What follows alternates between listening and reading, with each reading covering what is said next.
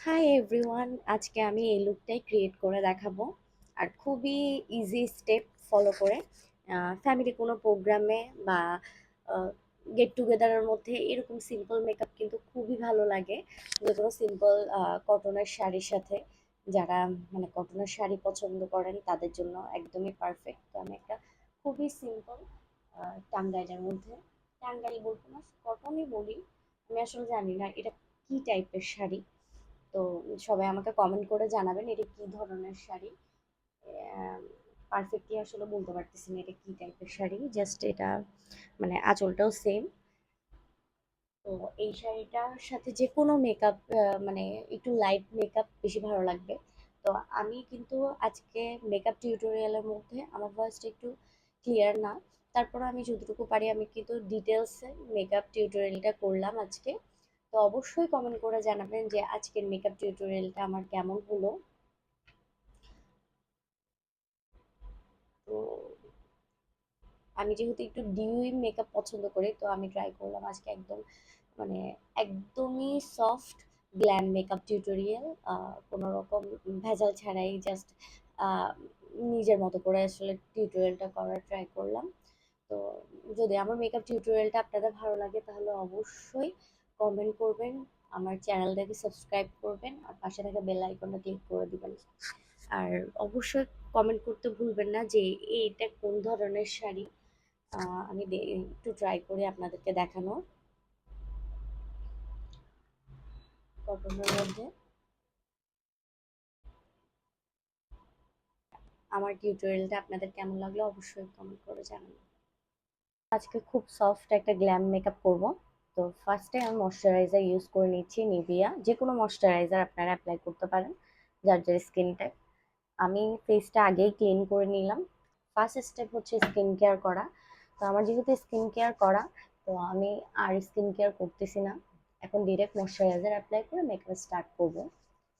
কারো যদি মনে হয় যে না, স্কিনে ময়শ্চারাইজার এর আগে স্টেপগুলো ফলো করা দরকার, তখন আপনারা ফলো করতে পারেন। আমি জাস্ট ময়শ্চারাইজার দিয়ে নিচ্ছি খুব ভালো করে যেন আমার মেকআপের বেসটা স্মুথ হয়। ময়শ্চারাইজার অ্যাপ্লাই করা শেষ। এখন আমি অ্যাপ্লাই করে নিব লিপসটা, যেন লিপস্টিক অ্যাপ্লাইয়ের সময় হাইড্রেটিং থাকে, সেজন্য একটা লিপ বাম অ্যাপ্লাই করতেছি। এটা হচ্ছে মেবিলিনের একটা লিপ বাম। মেকআপের আগে অবশ্যই হাইড্রেট করে নিতে হবে। প্রাইমার অ্যাপ্লাই করব, আর প্রাইমারের জন্য আমি এলিফের গ্লোই ফিনিশ দেয়। যারা একদম প্রাইমার বা অ্যাপ্লাই করতে চান যেটা আপনার স্কিনে, আমার গ্লোই বেস খুব পছন্দ, কারণ আমার স্কিন অনেক বেশি সেনসিটিভ আর এক্সট্রিম ড্রাই। তো সেজন্য আমার সবসময় ডিউই মেকআপ খুব পছন্দ, সেটা শীতকাল হোক বা গরমকাল হোক। তো আমার সবসময় প্রেফারেন্স থাকে মেকআপের ক্ষেত্রে যে যেন আমি খুব সুন্দর একটা গ্লোই বেস ক্রিয়েট করতে পারি। আমার থেকে ম্যাট ফিনিশ মেকআপ একদমই পছন্দ না, ডিউই ফিনিশ বা একটু গ্লোই থাকবে স্কিনটা, এই টাইপের মেকআপ খুব বেশি পছন্দ। তো প্রাইমার অ্যাপ্লাই করে নিছি ভালো করে নোজ এরিয়াতে, যেখানে যেখানে পোর্স থাকবে ওইখানে ভালো করে অ্যাপ্লাই করে নিচ্ছি যেন মেকআপটা, প্রাইমার অ্যাপ্লাই করলে বেসটা খুব স্মুথ হয়। ক্র্যাকি বা স্কিনটা ডিহাইড্রেটেড থাকলে মেকআপের স্মুথনেসটা আসে না, প্লাস হচ্ছে মেকআপ একদম ফেটে ফেটে বা উঠে যাওয়ার একটা চান্স থাকে। তো এটা একটু সেট হোক। ডার্ক কালার কনসিলার নিব প্রাইমার অ্যাপ্লাই করার পর।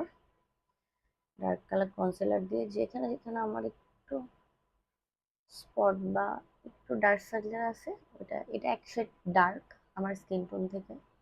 কনসিলার আন্ডার আইতে ইউজ করবেন তখন অবশ্যই অরেঞ্জ কারেক্টার বা একটু ডার্ক কালার কনসিলার অ্যাপ্লাই করবেন, তাহলে ডার্ক সার্কেল হাইড হয়ে যায়। একটা ফাউন্ডেশন ব্রাশ দিয়ে কনসিলারটা ভালো করে ব্লেন্ড করে নিচ্ছি। আর খুবই লাইট ওয়েট একটা ফাউন্ডেশন ইউজ করতেছি, এটা হচ্ছে লটি লন্ডনের। আর আমার শেডের সাথে খুব ভালো ম্যাচ হয়, এটা ম্যাটিফাইং একটা ফাউন্ডেশন। খুবই অল্প পরিমাণে, মানে একদমই, মানে কি বলবো, খুবই খুবই লাইট মেকআপ করতে ভালো লাগে আমার, তাই খুবই অল্প পরিমাণে ফাউন্ডেশন অ্যাপ্লাই করে নিচ্ছি। সবসময় খেয়াল রাখবেন চিকে এরিয়াতে একটু ফাউন্ডেশন বেশি করে অ্যাপ্লাই করতে, পরে বাকিটা আপনি খুব সুন্দরভাবে ব্লেন্ড আউট করলে সব জায়গায় কিন্তু স্প্রেড হবে ঠিক মতো। ব্লেন্ডারটাকে একটু ভিজিয়ে নিয়ে আসি আর বিউটি ব্লেন্ড করতে, আর পরে লাস্টে মেকআপের যখন ব্লেন্ড আউট করবেন তখন একটা টিস্যু দিয়ে আর একটু ভালো করে ড্রাই করে নিলেই হয়।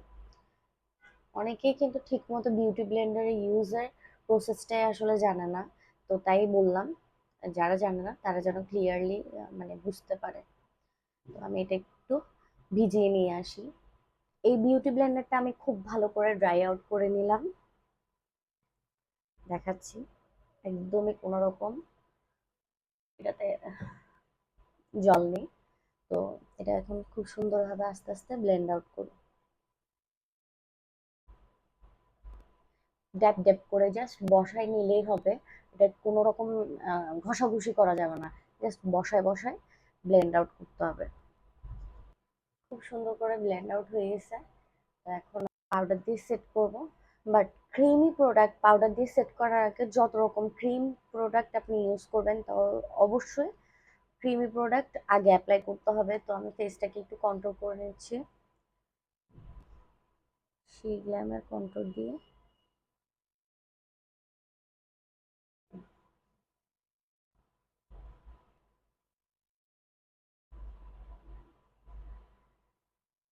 আমি আমার মতো করেই আসলে মেকআপ করতে পছন্দ করি। মেকআপের আসলে কোনো রুলস হয় না, যে যার মতো করে যেভাবে পারে সেভাবেই কিন্তু মেকআপ করতে পারে। অনেক সময় কিন্তু স্টেপগুলো হয়তো মিস্টেক হয়, মানে অনেক সময় দেখা যায় কি ব্লাশ অ্যাপ্লাই করলাম না, বা অনেক সময় কন্ট্রোল করা হয় না। এক এক সময় আসলে এক এক রকম মেকআপ করতে পছন্দ করি, আবার অনেক সময় ভুলে যাই স্টেপগুলো। তো তাতেও কোনো সমস্যা নাই, মেকআপটা হচ্ছে পুরোটাই নিজের উপর।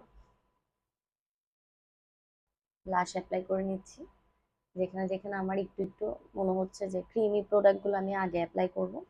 তারপর সবার লাস্টে আমি পাউডার দিয়ে সেট করব। আর পাউডার দিয়ে সেট করার পর সব পাউডারি প্রোডাক্ট অ্যাপ্লাই করতে হবে, কোনো রকম ক্রিমি প্রোডাক্ট আর ইউজ করা যাবে না। একটা কন্ট্রোল ব্রাশ দিয়ে, ব্রাশটা আমার খুব বেশি ফেভারিট, কারণ হচ্ছে এটার ব্রিসেলগুলো একদমই মানে সুন্দর আর একদমই ফ্ল্যাট ব্রিসেল। তো এটার কারণে কিন্তু ব্লেন্ডিং করতে খুব ইজি হয়। অনেকে আসলে যারা বিগিনার তারা কিন্তু ভালো করে ব্লেন্ড আউটটা করতে পারে না, তো এই টাইপের ব্রাশ যারা ইউজ করে তাদের জন্য কিন্তু খুব ইজি হয়। আর আমার এই ব্রাশটা ফেভারিট হওয়ার একটা কারণ হচ্ছে এটা কিন্তু কন্ট্রোল আর ব্রোজিং এর জন্য একদমই পারফেক্ট। মনে হয় হাত দিয়ে একটু ভালোভাবে ব্লেন্ড করা যায়।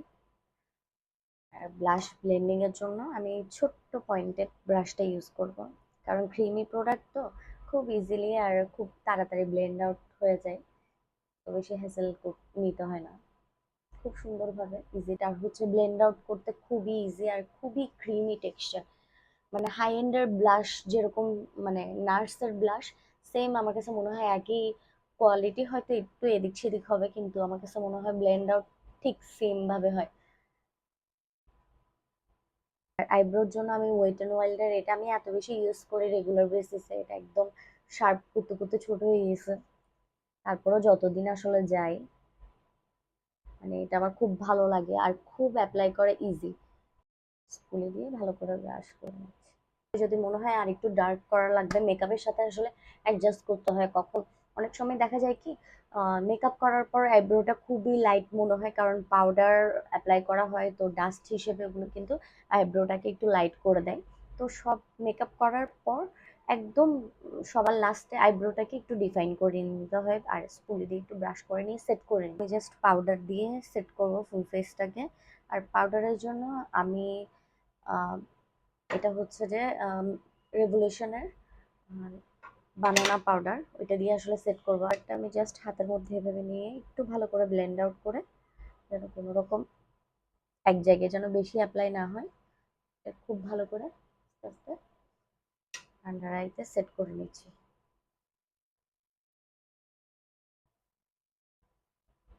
এই ব্লাশ প্যালেটটা, এটা আসলে শেষ হয়ে গেছে, এটা কিন্তু খুব সুন্দর একটা ব্লাশ ছিল, পিঙ্ক টাইপের।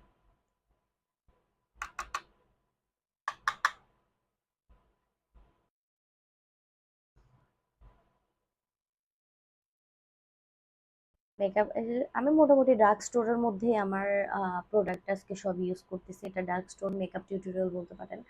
তো আমি এখানে হাইলাইটার একটু গোল্ডেন আর একটু সিলভারি টাইপের রাখার ট্রাই করবো হাইলাইটার, তাহলে একটু দেখতে ভালো লাগবে।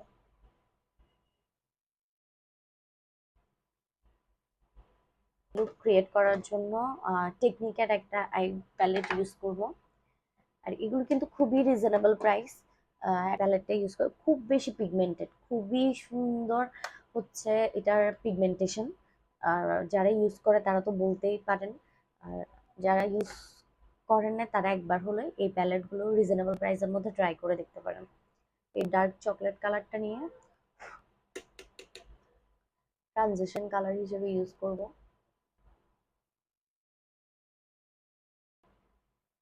তো গোল্ডেন কালার একটা শিমার নিয়ে আইলিডে জাস্ট মাঝখানে বসাই নিচ্ছি। আমি পুরা জায়গাটাতে অ্যাপ্লাই করব না, এটা ইউজ করতেছি। এই দুইটা শিমার আমি অ্যাপ্লাই করছি আমার লিডে, তাও আমি আপনাদেরকে একটু অ্যাপ্লাই করে দেখাই এই দুইটা, কারণ দুইটা দুই রকম হয়ে গেলে সমস্যা।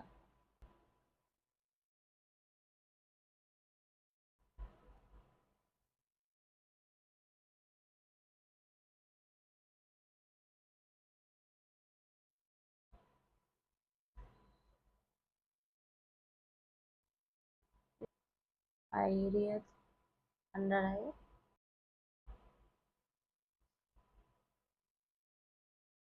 লিপ লাইনারের জন্য আমি এটা ইউজ করতেছি, নামটা আসলে মুছে গেছে,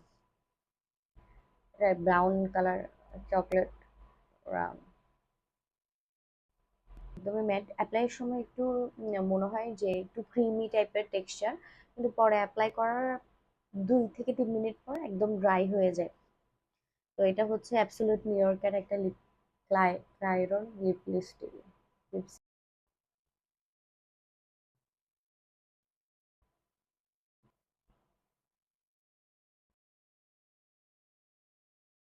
সেটিং স্প্রের জন্য ইউজ করতেছি মিলানি ডিউই সেটিং স্প্রে।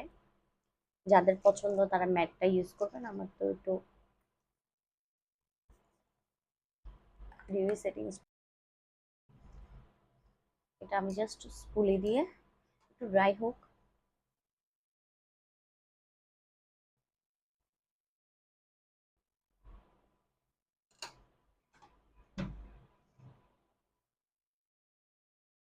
আমি আমার হেয়ারটাকে সেট করে শাড়িটা পরে আসি, তারপর আপনাদেরকে ফাইনাল লুক দেখাচ্ছি।